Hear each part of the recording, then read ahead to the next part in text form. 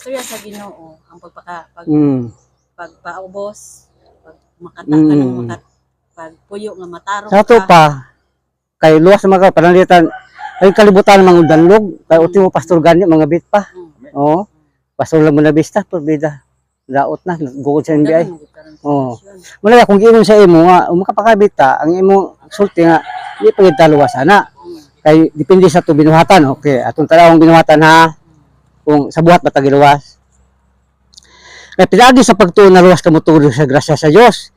Dili kini yung buhat. Di buhat nimo. Arway makapasigar buli sa giti magtinibungas magpaningkamot sa tao. Amen. Dili binuhatan ang kaluwasan.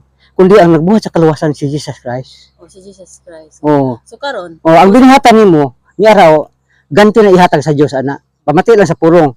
Si Jesus may balik ako sa bulugay madala ganti araw ihatag sa subala sa binuhatan. Ganti ni kaning giingon sa Pidayag 2 bersikulo 17 na busa kung madalungan ka pamati ang giingon sa espiritu ngadto sa mga simbahan.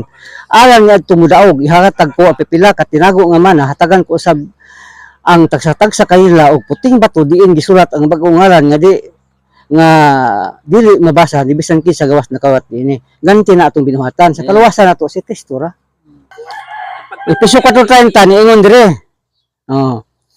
Og ayaw ni pasubang Espiritu Santo sa Dios kay ang Espiritu mao ang patik sa Dios diha kaninyo. Alang unya sa adlaw wasod kamo sa Ginoo masubo.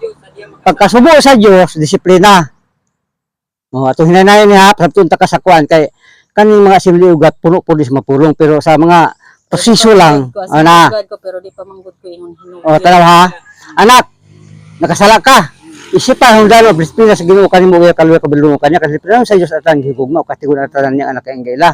Kastigo